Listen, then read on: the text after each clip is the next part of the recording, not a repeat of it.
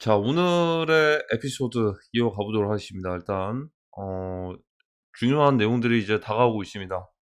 자, 일단, 트럼프 대통령이 또 이제 주선하는, 우크라이나, 러시아, 종전, 전쟁이 90일 만에 종식이 될까, 25년 4월 20일까지고요. 지금 이제 우크라이나에서도 뒤로 가기를 일단은, 안 하고 있습니다. 못 먹어도 일단 고라는 마인드로, 일단은, 젤렌스키 입장에서는 종전하고 싶겠죠. 근데 이제 제한된 조건들이 있다 보니까 그 조건들을 받아들일 수밖에 없을 텐데 받아들이면 뭔가 좀 위협이 될 수도 있으니까 무모한 도전을 계속해서 갈 수도 있습니다.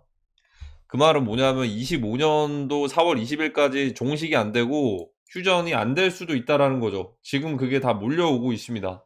그래서 이제 휴전될 확률이 29%밖에 안 되고요. 안 될 확률이 71%입니다. 그러니까 여기서 폴리마켓에서 베팅을 했다라고 가정을 했을 때 종식될 확률로만 따졌을 때는 만약에 이게 종식이 4월 20일 되기 전에 종식이 될 것 같으면 이게 나중에 100으로 수렴을 하거든요. 중간에 되더라도 상관이 없이 100으로 수렴을 합니다. 그러면 이제 1억 원어치의 이 토큰을 구매를 하면 3억 3천만 원 정도가 됩니다. 그 정도의 확률이에요, 지금. 굉장히 낮다라는 거죠. 29%면. 역배당이 거의 3.3으로 이제 3.3배고, 안 된다가 1.3배 정도가 됩니다. 굳이 따지면은. 확률이 낮아지고 있습니다. 자, 그리고 양안 쪽에서도 안 좋은 소식들이 들죠. 근데 이제 좋은 건지 나쁜 건지 모르겠지만, 일단은 캐시파텔이 인증 과정들이, 내일입니다, 내일. 내일, 목요일 날. 목요일 날 투표에서 과반수 이상을 차지하게 되면은 캐시파텔이 돌아올 테지만 너무 캐시파텔 인증 과정들을 너무 믿고 있는 분들이 지금 좀 많아지고 있습니다. 개인적으로 지금은 솔직히 어, 힘들 수도 있습니다. 냉정하게 바라봤을 때. 왜 힘들 수도 있냐면 어쨌든 미국인들 입장에서는 부정선거와 이제 앱스타인 뭐 이런 것들 밝혀내는 것들에 대한 피해 국가잖아요. 그리고 캐시파티 같은 경우에는 부정선거 관련된 것들에 대해서 이제 다 공개를 하겠다라고 지목이 된 인물이고 트럼프 대통령이 또 이제 임명을 해준. 근데 한국 같은 경우에는 피해 국가가 아니고 굳이 이 세계관으로 가버리면은 중국이랑 한국이랑 같이 엮입니다. 중국은 코로나, 한국은 부정선거인데 이 부정선거라고 해서 아니 우리는 한 게 없는데라고 할 수는 있겠지만 어쨌든 중국에선 그걸 관여를 안 했다라고 했고 그러면 일단 몰라서도 그냥 나눠서 가지고 가는 거예요. 이게 미국은 아니 그 중국은 중국대로 코로나 그리고 이제 한국은 부정선거 이렇게 나눠가지고 이걸 뗄래야 뗄 수가 없는 건데 그나마 조금 이제 자유의지를 만약에 보여줬으면은 이게 다 같은 국가가 아니고 이거는 정말 몰라가지고 그랬을 수도 있겠구나로 갈 수도 있었을 겁니다. 분명한 건. 그 자유의지에 대한 정도가 제가 봤을 때는, 몇백만도 아니에요. 50만. 인구의 1%. 5천만 인구의 1% 정도만 자유의지를 만약에 보여줬으면, 분명한 건 거기에 대한 힘을 일론 머스크가 트위터도 계속 해주고, 서포트를 해줬을 겁니다. 분명한 건. 근데 이제 MKGA라는 트위터 자체가 이제 없어요. 키워드가 없습니다. 유럽 쪽에서는 뭔가 좀 언급들이 좀 있긴 했는데, 일단은 일론 머스크가 그런 얘기를 했죠. 전 세계에 있는 이 좌파들과 싸우겠다. 이게 근데 뭐 저는 여기에 대해서 정치적인 그런 것들 싸움 말고 일론 머스크가 얘기를 하는 것들은 약간의 이쪽에 서포트를 많이 해줬습니다. 이 블랙캣 세력들이 이 왼쪽에다가 서포트를 많이 해줬어요. 전 세계적으로 봤을 때, 구조적으로 봤을 때요. 그래서 그것과 싸우겠다라는 의미이기도 합니다. 이게 어떻게 보면 거기에서는 또 이제 뭐 성별적인 문제도 있고 뭐 LGBT도 있고 막 여러 가지들이 있는데 정말 논란이 될 만한 것들이 미국에서 많이 나오고 있는데 미국이란 나라도 그렇게 나오고 있는데 다른 나라들이라고 조용하지 않겠죠. 더 심하면 더 심했지. 미국이라는 나라에서도 그렇게 뭐 이제 뭐 300세, 400세가 되는데 연금 같은 것들 수령하고 이런 것들이 나오는데 더하면 더했지 덜하진 않았을 겁니다. 근데 이제 그 부분에 대해서 미국에서 뭐 다른 나라들 그렇게 제재하거나 규제할 그런 명분은 없어요, 사실. 만약에 독재 정권을 유지를 한다고 한들 미국이란 나라를 건드리지 않는 이상, 강대국들이나 이렇게 또 이제 본인들 나라에서만 그렇게 한다고 한들, 지금까지는 그게 또 이제 용인이 되어 왔는데, 지금 이제, AI가 다 이제 개발이 되고, 인류의 일자리가 많이 줄어드는 시기에 대격변의 시기 아니겠습니까? 지금부터는 이제 그 부분에 대해서는 이제 힘들죠. 힘든데, 하필이면 지금 이제 한국과 중국은 하나씩 건드린 거예요. 코로나와 부정선거를, 이 두 개를. 근데 지금 확률상, 지금 봤을 때, 리스크 값이 굉장히 높습니다. 화이트캣 입장에서. 어떤 리스크 값이 높냐면, 1%의 의지도 보여주지 못했는데, 이 상황에서 갑자기, 미국이 갑자기 뭐 개입을 해가지고, 지금 상황에서 개입을 해가지고, 뭐 그런 것들에 대해서 뭐 이제, 척결을 한다. 한국인들은 피해자다. 이렇게 가기가 힘듭니다. 지금 왜 그러냐면, 지금 트럼프 대통령이 갑자기 뜬금없이 한국은 부정선거로 관여한 나라야. 라고 얘기를 하잖아요. 지금 트럼프 대통령 욕할 사람들이 더 많을 겁니다. 지금 이 구조에 대해서 잘 몰라요, 지금. 관심도 없을 수도 있고. 이게 왜 심각한지를 모릅니다. 그래서 트럼프 대통령이 미국인들에게, 지금 장벽 같은 것들을 쳐주면서 미국에 있는 불법 체류자들 추방시키고 다른 행정적인 부분들 제재하고 규제하고 하는 것들을 보면은 정말 자비가 그 미국인들 입장에서는 이 마가 세력들 입장에서는 지지자들 입장에서는 굉장히 좋을 수밖에 없고 다른 나라 사람이라고 했을 때는 정말 이게 매정하구나 그 정도로 느낄 수는 있는데 어쨌든 자국민 우선주의이기 때문에 과연 그런 자비를 베풀어 줄지는 솔직히 애매합니다. 왜냐하면 두 가지로 나눠서 볼 수가 있는 게 뭐냐면 한 1% 정도의 그런 의지를 만약에 보여줬으면은 제가 볼 때는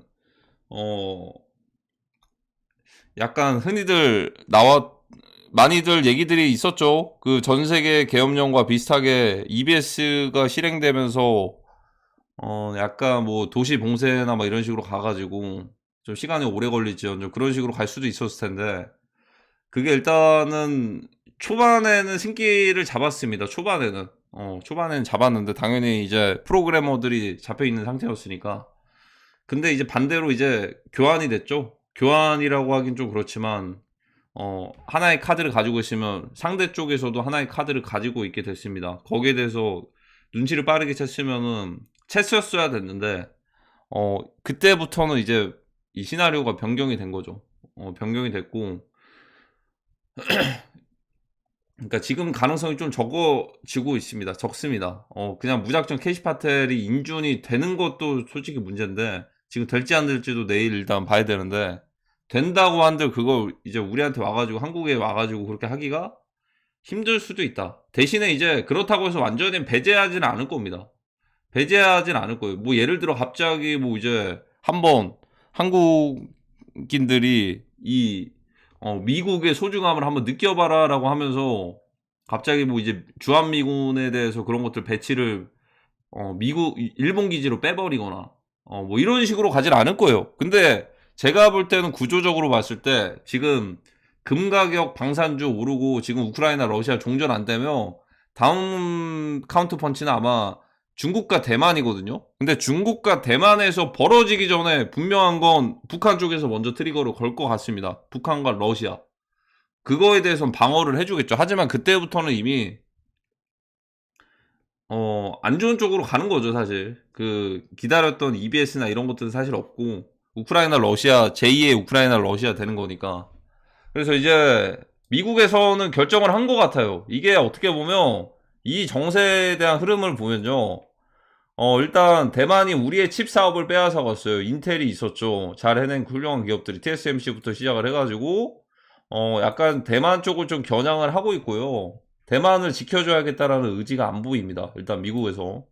대신에 비즈니스적인 것들은 접근할 수 있죠. 비즈니스적으로 예를 들어 대만에다가 이제 무기 같은 것들은 판매를 할 수는 있겠죠. 대만은 또 이제 무기가 필요할 수도 있고 그러니까 그런 얘기가 나옵니다. 대만 10조에서 14조 원어치의 미국의 무기 구매를 고려한다.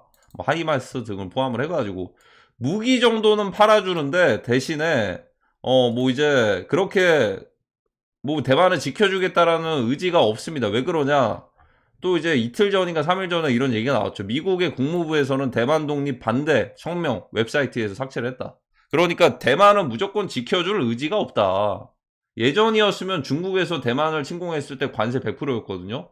근데 저희가 모르는 이제 이 자본 세력들끼리의 뭔가 좀 합의가 맞춰진 것 같습니다. 그래서 이제 대만을 버리는 조건인데 이거는 중국과 대만의 양안 전쟁을 의미를 하고요. 화이트캣과 블랙캣의 관점에서 봤을 때는 오히려 화이트캣은 중국과 대만의 전쟁이 있는 게 오히려 더 좋을 수도 있어요. 왜냐하면 그렇게 되면은 일단 지금의 중국의 경제 상황은 굉장히 안 좋고 내수 경제도 바닥이 나고 있고 민심도 거의 안 좋아지는 상황인데 이 반대 세력까지 지금 시진핑 세력들을 오히려 위협을 하고 있는데 이거를 타개할 수 있는 방법은 전쟁밖에 없거든요. 대신에 한반도를 포기를 하면 됩니다. 한반도를 포기를 하면 되는데 그거 자체가 쉽지가 않겠죠.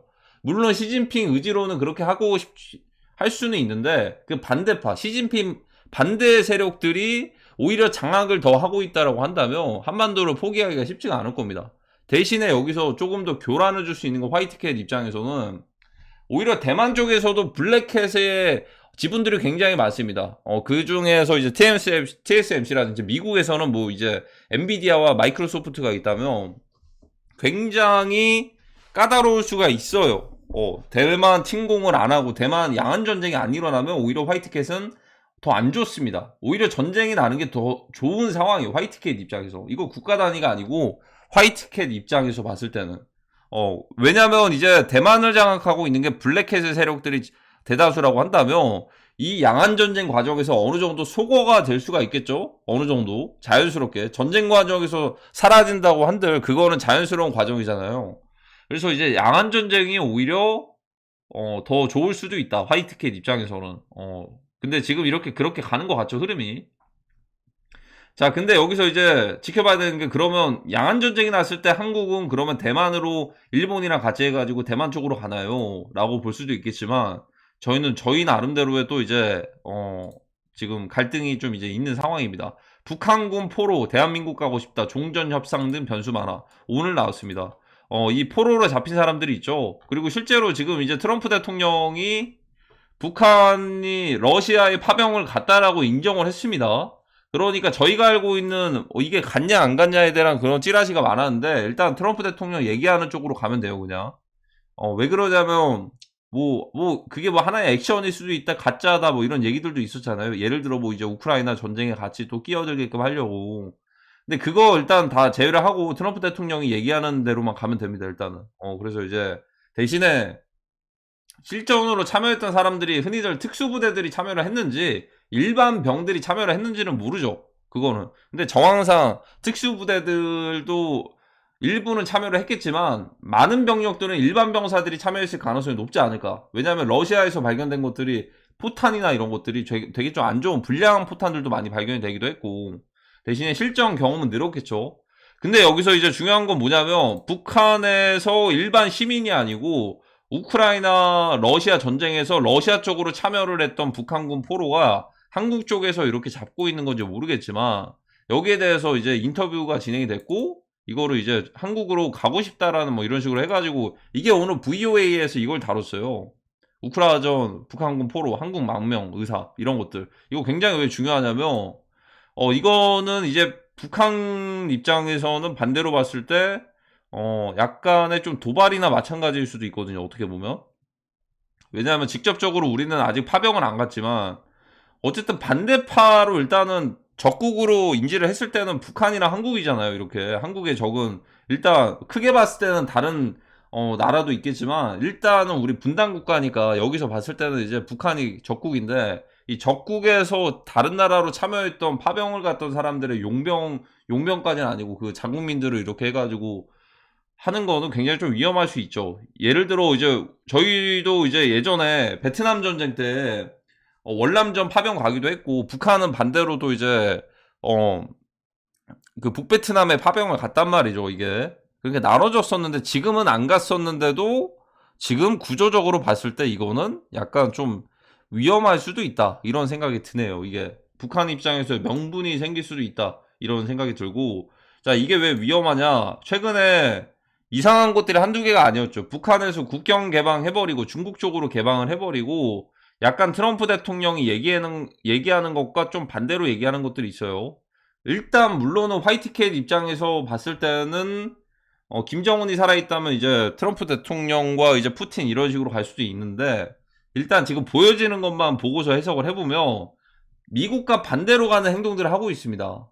미국과 반대로 가는. 그러니까 이게 무슨 말이냐면 북한, 중국, 러시아 이렇게 대결 구조가 되고요. 한국,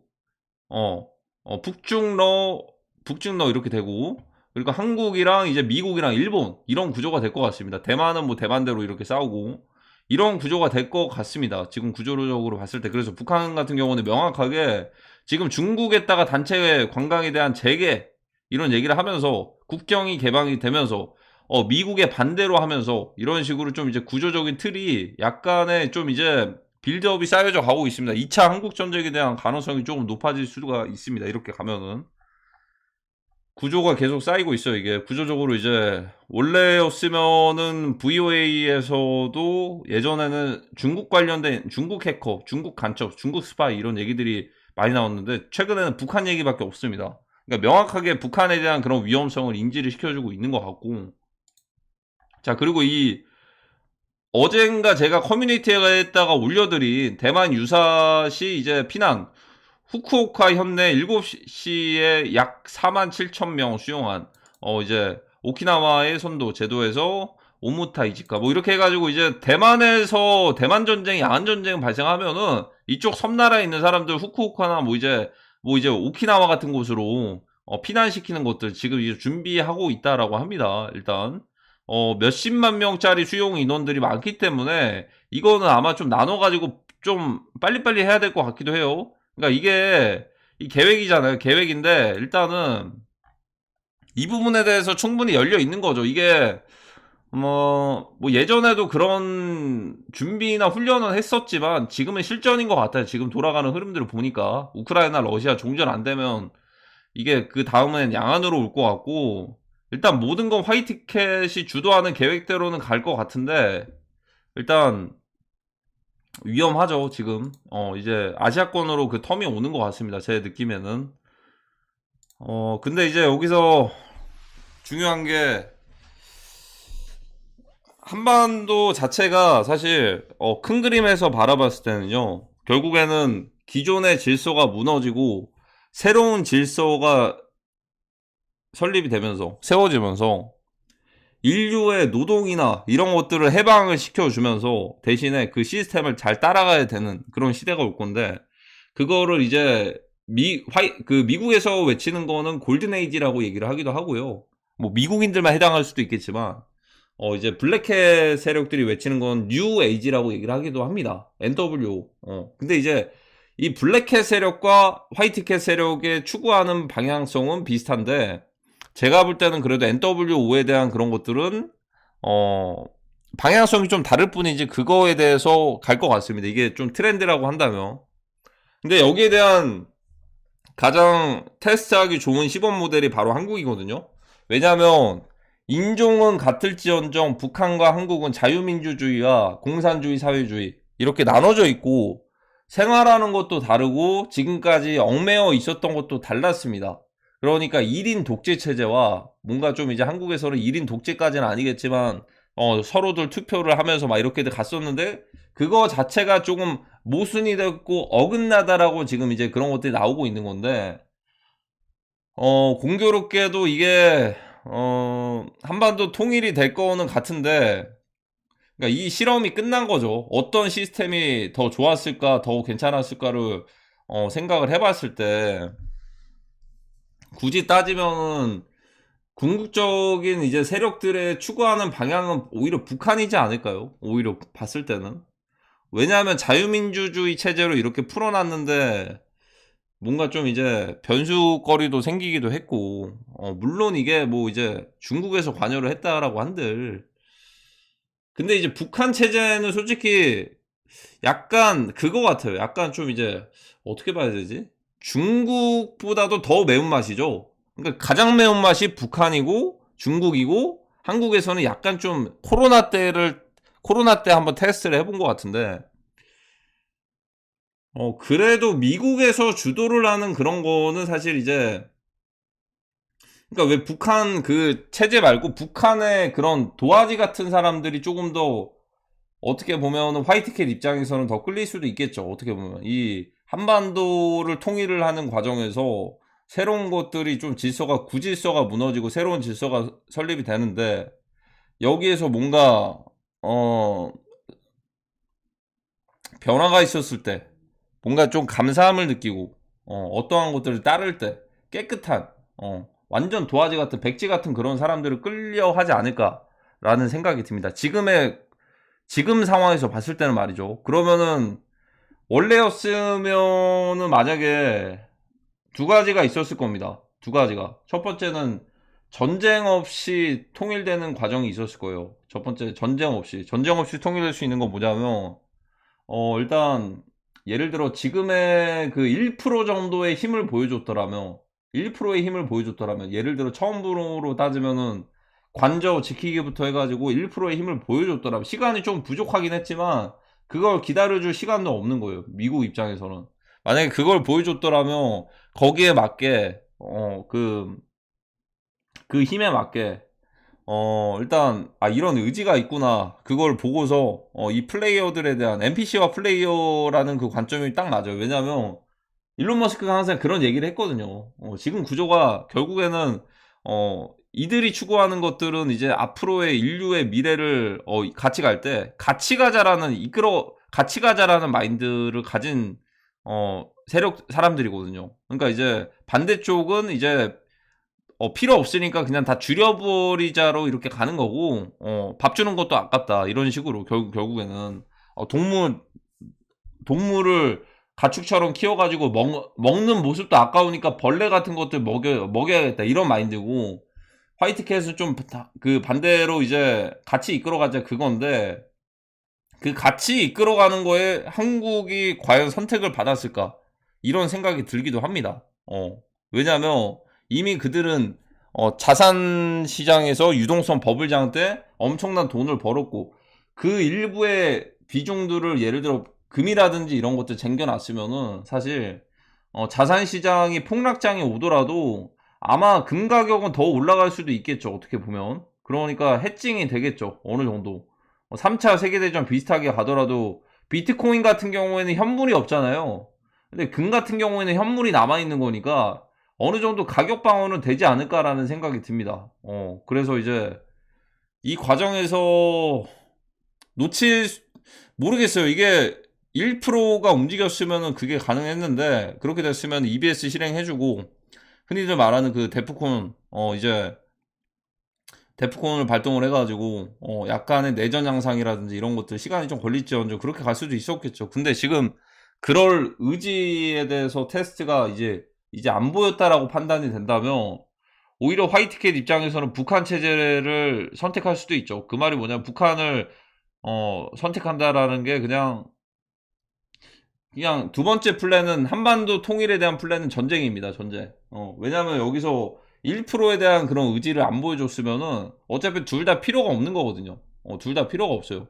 대신에 원래 1%를 보여줬으면은 인프라를 그대로 가지고서 갈 수가 있는 건데 사실 이제 뭐 전쟁 플랜은 사실 인프라가 조금 무너질 수도 있겠지만 어 어쨌든 이들의 그 목숨까지도 위협을 줄 수 있기 때문에 화이트캣의 목숨까지도 위협을 줄 수 있는 그런 NPC라고 판단이 될 수도 있기 때문에 그 과정에서 오히려 북한 체제를 조금 더 이쪽에 대해서 그냥 이들이 어떻게든 하게끔 두고서 전쟁하게끔 이렇게 전쟁하는 과정에서 그렇게 될 가능성도 굉장히 높겠죠.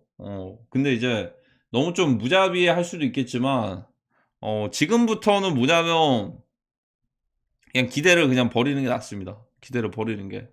뭐 갑자기 다이나믹하게 뭐 이제 EBS가 실행되고 이런 것들은 사실 구조적으로 좀 힘들다. 지금 확률상으로 힘듭니다. 확률상으로. 지금 이제 보여지고 있는 것들과 그 다른 국가들 이렇게 돌아가는 것들을 보면은 굉장히 좀 힘들어 보이고요.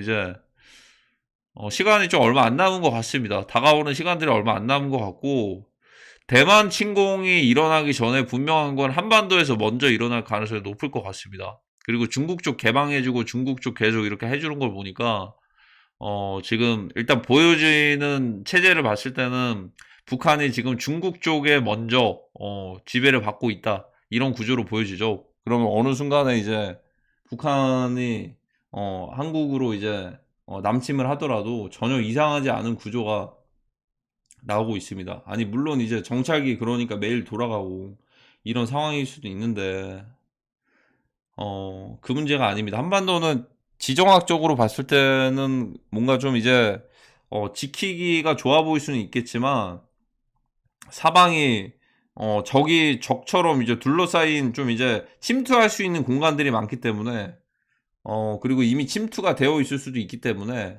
조금은 어려운 싸움이 될 수도 있을 것 같습니다. 근데 그걸 조금 더 자비롭게 뭔가 먼저 시작을 했으면 좋겠지만, 그거는 그냥 생각을 안 하고 있는 게 낫지 않을까라는 생각이 듭니다. 오히려 기대감이 많았으면 실망감도 큰 법이기 때문에 지금 그 타이밍을 좀 넘어간 것 같고요. 그래서 이제 한반도 통일은 두 가지 방향이 있었을 겁니다. 분명한 건 이거는 NWO를 실행시키기 위한 가장 또 이제 테스트하기 딱 좋은 모델일 수도 있었는데, 결국에는 문화도 다르고 생활했던 것들도 다르고 이런 과정에서 한국과 북한을 통일을 시키는 과정에서 그러면 어떻게 통일을 시킬까? 여기에 대한 선택지는 한국에 먼저 있었긴 했습니다. EBS와 약간의 좀 내전 양상으로 해가지고 나머지 소탕하고서 한반도 그 평화 통일로 갈지, 아니면은 그냥 이제 싸울 대로 싸우고서 이렇게 갈지인데, 한반도 2차 한국 전쟁으로 2차 한국 전쟁이 가능성이 높겠죠, 지금은. 그러면 전시 때 어떻게 되냐? 당연히 특수부대원들이 만약에 그 미국이라는 나라를 부정선거가 됐든 이런 것들로 카르텔로 규정을 해가지고 특수부대원들이 임무를 실행을 할 겁니다. 그건 뭐 전쟁 때나 내전 때나 둘 다 실행이 될 수 있는 건데, 내전과 EBS가 동시에 오는 게 굉장히 좋겠죠, 오히려. 근데 전쟁 때는 의미 없는 싸움일 수도 있지 않을까요? 어떻게 보면 의미가 있을까? 의미가 있을 수도 있겠다. 의미가 뭐 어떻게 보면 이게 몇십 년 동안 그게 있었던 게 이제 그 결국에는 강제성이 있는 거죠. 그거는 몇십 년 동안 있었던 것들 좀 대가가 좀 따르긴 하겠지만 그런 건 있는 거니까. 그래서 아마 미국에서 카르텔로 규정했던 사람들의 명단과 리스트는 이미 다 있을 거고, 그건 전시 때나 내전 때나 어떻게든 그거는 제거가 되긴 할 겁니다. 분명한 건 그쪽 세력, 일반 시민보다도 그런 사람들에 대해서 이미 명단들이 확보가 되어 있고, 이 사람들은 어떻게 보면 언젠가는 화이트캣 세력들에 대한 권력을 뭔가 좀 압박할 수도 있고 뒤통수를 칠 수도 있기 때문에 미리 잠재적으로 그냥 제거를 해버리는 거나 마찬가지라고 보시면 될 것 같습니다. 그래서 이제 그 그림은 안 갈 것 같아요. 뭔가 좀 이제 미국에서도 4년 동안 국회의사당 그 시위하고 나서 4년 만에 그걸 이제 트럼프 대통령이 사면해주고 막 되찾았잖아요. 그래서 그게 똑같이 한국에서 4년 동안, 앞으로 4년 동안 반복되는 거는 개인적으로 힘들어 보이긴 하는데, 그래서 이번 주도 그렇고 2월달 계속 지켜봐야 될 것 같습니다. 일단은 우크라이나 러시아 종전이 안 되고 휴전이 안 되면은 아마 다음 차례는 아시아권이 될 확률이 높고, 지금 그렇게 좀 높아지고 있는데, 혹여나 만약에 어떠한 뭐 다이나믹한 미국의 개입과 뭐 데프콘이 발동이 돼가지고 그런 것들이 있을 거를 기대를 하신다면, 솔직히 전에는 1월 초만 해도 괜찮긴 했거든요. 근데 지금은 희망 고문일 수도 있어요. 지금은 아예 그냥 생각을 안 하는 게 좋을 수도 있다. 대신에 다행인 거는 어쨌든 그게 실행이 안 돼도 전시 때가 돼도 어쨌든 미국의 그런 것들을 건드렸던 부분들에 대해서 이미 특수부대들이 아마 자연스럽게 척결이 될 겁니다. 그거는 뭐 예를 들어 IS에 대한 이제 수장들이라든지 이런 보이지 않는 싸움들은 오히려 전쟁 상황일 때 더 그렇게 하는 게 조금 더 수월하겠죠. 어떻게 보면 갑자기 일반적인 평시 상황일 때 그래버리면 뭔가 논란이 될 수도 있겠잖아요. 당황스러울 수도 있을 거 아니에요. 지금 상황이 어떤 건지도 모르고 갑자기 뜬금없이 뭐 특수부대들이 나서가지고 그런 것보다는 일단 전시 때는 그런 게 조금 더 자유롭겠죠. 어떻게 보면. 근데 그 부분에서는 좀 다행이라고 생각이 들고, 이 과정이 어떻게 끝날지 계속 지켜봐야 될 것 같습니다. 지금 뭐 코인도 중요하겠지만 코인이 불장이 온다면 일단 만약에 중국에서 크립토를 개방하는 날이 온다면은 좀 긍정적일 수는 있는데 지금 당장은 국제 정세가 1순위입니다. 지금 뭐 코인이고 주식이고 그게 중요한 게 아니고 지금 딱 이제 미국과 일본의 부채를 털어낼 수 있는 딱 이제 재료가 다가오는 게 야한 전쟁만한 게 없거든요. 지금 그게 또 다가오는 것 같아요. 이게 언젠가는 한번 털어내야 될 양적 완화로 인한 그 암덩어리일 텐데 그 과정에서 미국인들도 피할 수는 없겠는데 그나마 좀 덜하겠죠. 다른 나라 사람들보다는. 왜냐하면 미국인들은 그래도 2013년, 14년부터 쭉 모아간 사람도 있을 것이고 뒤늦게 아시아권은 한 2020년이나 21년 그때쯤 들어왔으니까 아마 그 과정이 금융 붕괴와 야한 전쟁이 같이 올 가능성이 높습니다. 그래서 이제 올해는 그 식량 가격도 올라가는 것들을 보니까 그 이제 종교적인 그 용어가 있는데 대환란의 시기라고 해야 되나 그게 뭐 이제 재난이 발생하고 금융시장이 붕괴가 되고 뭐 이제 전쟁이 나고 이런 그걸 뭐라고 하는데 그 시기인 것 같은데요. 보니까 흐름이 빌드업이 그려지는 것들을 보니까 조심해야 될 것 같습니다. 오늘의 소설은 여기까지입니다.